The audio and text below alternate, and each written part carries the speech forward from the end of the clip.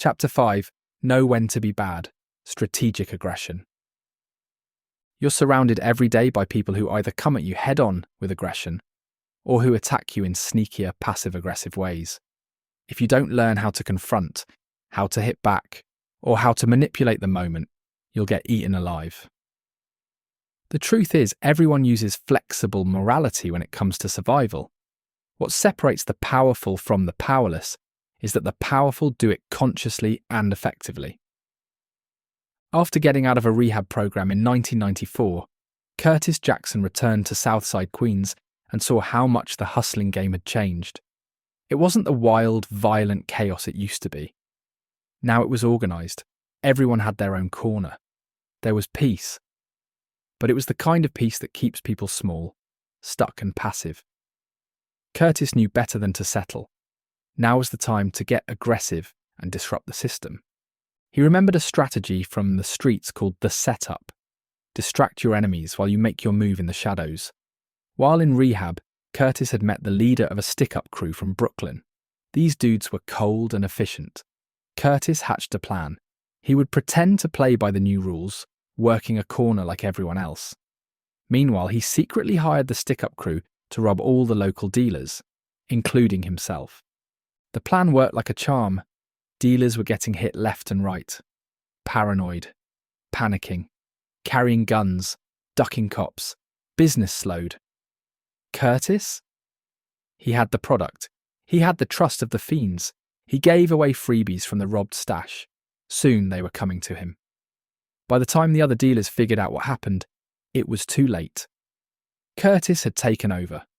Years later, as 50 Cent, he was making moves in the music industry. He had a deal with Columbia Records. On the surface, things looked good, but 50 knew better. He saw how the industry really worked. Only a handful of stars would survive long term. The rest would be used and discarded. He also had enemies, people who feared his ambition and were quietly working against him. That's when opportunity walked through the door in the form of a moment. One night at a club in Manhattan, 50 spotted Ja Rule across the room. Ja didn't say anything, just looked away. The problem? A few weeks earlier, 50's friend had robbed Jay of his chain in broad daylight.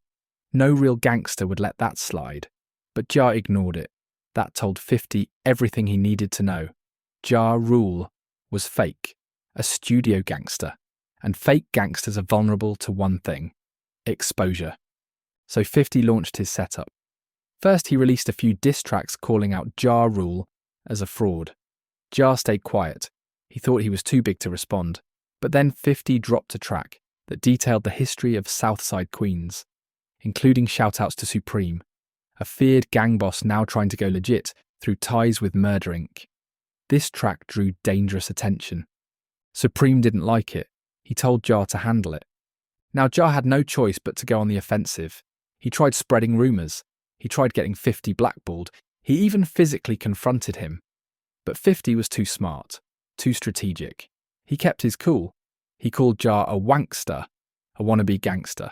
He clowned his style, his voice, his whole image. Ja couldn't take it. He dropped his own diss records, but they sounded bitter, angry, humourless. The public noticed. They laughed.